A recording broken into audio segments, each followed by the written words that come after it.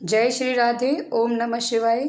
सोमवार व्रत कथा आरंभ करने से पहले आइए हम सब मिलकर शिव जी का ध्यान करते हैं, जिनकी जटाओं में पवित्र गंगा जी विराजमान हैं, जो कंठ में विष धारण किए हुए हैं, मस्तक पर जिनकी चंद्रमा की शीतल किरणें चमक रही हैं, जो गले में नागों की माला, शरीर पर भस्म का लेप किए हैं और वक्ष स्थल पर बागंबर का परिधान धारण किए हुए हैं।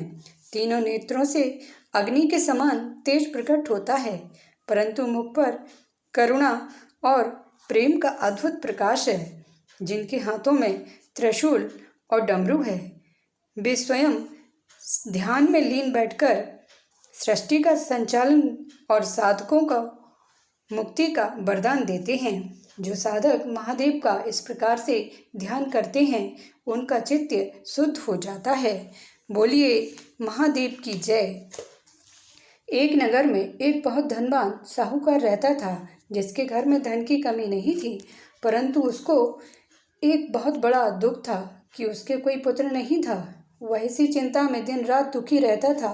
वह पुत्र की कामना के लिए प्रत्येक सोमवार को शिव जी का व्रत और पूजन किया करता था तथा सायंकाल को शिव मंदिर में जाकर शिव जी के सामने दीपक जलाया करता था। उसके इस भक्ति भाव को देखकर एक समय श्री पार्वती जी ने शिव जी महाराज से कहा कि महाराज, यह साहूकार आपका अनन्य भक्त है और सदैव आपका व्रत और पूजन बड़ी श्रद्धा से करता है।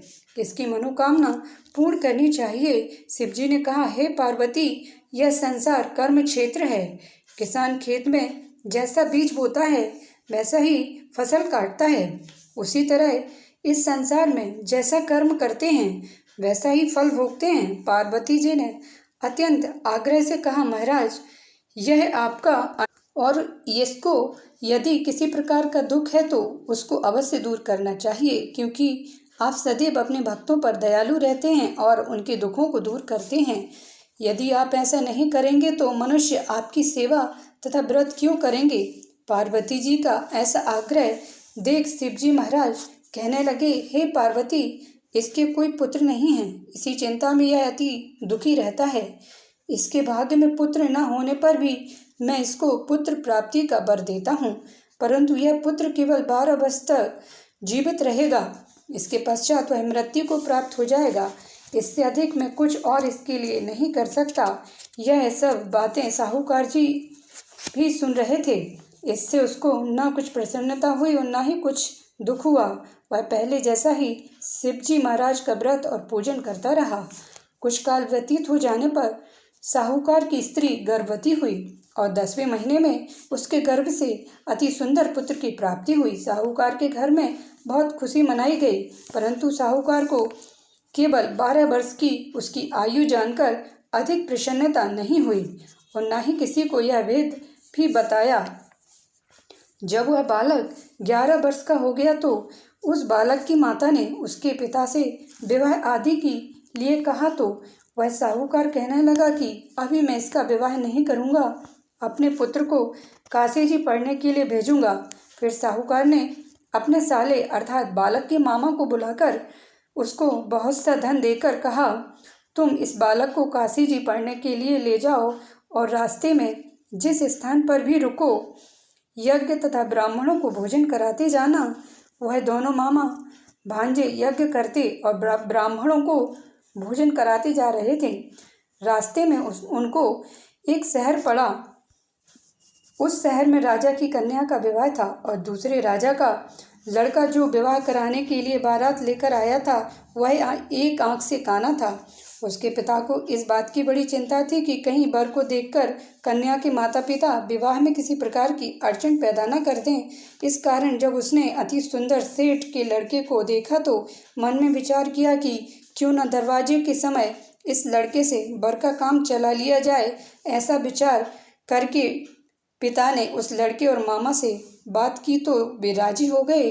फिर उस लड़के को वर के कपड़े पहना तथा घोड़ी पर चढ़ा करके दरवाजे पर ले गए। वहाँ सब कार्य प्रसन्नता से पूर्ण हो गए। वर के पिता ने सोचा कि यदि विवाह कार्य भी इसी लड़के से करा लिया जाए तो क्या बुराई है। ऐसा विचार करके और उसके मामा से कहा, यदि आप फेरों और कन्यादान के काम को भी करा दें तो आपकी बड़ी कृपा होगी। मैं इसके बदले में आपको बहुत धन दूंगा। तब उन्होंने यह भी स्वीकार कर लिया और विवाह कार्य भी बहुत अच्छी तरह से संपन्न हो गया।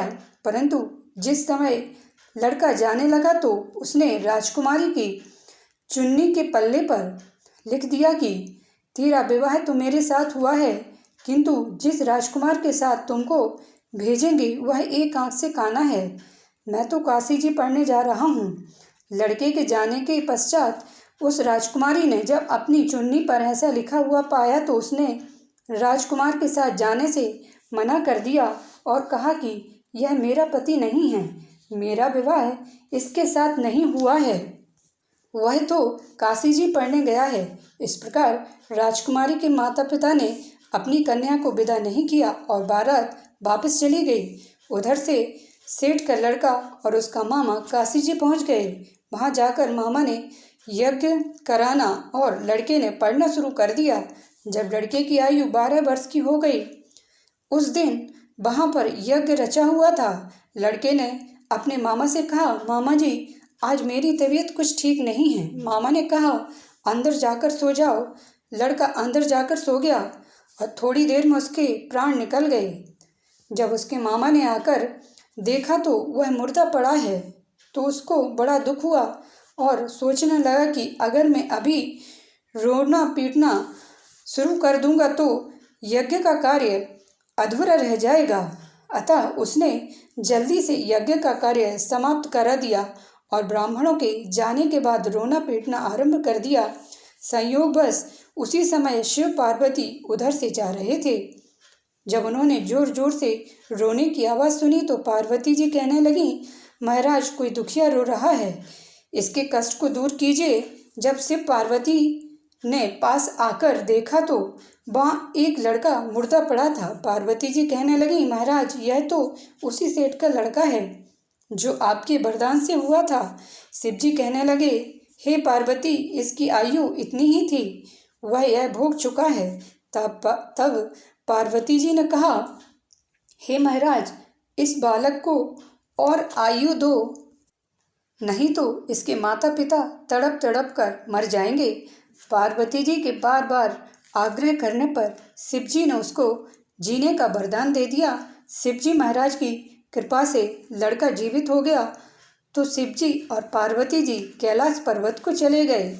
अब लड़का और मामा उसी प्रकार यज्ञ करते तथा ब्राह्मणों को भोजन कराते अपने घर की ओर चल पड़े।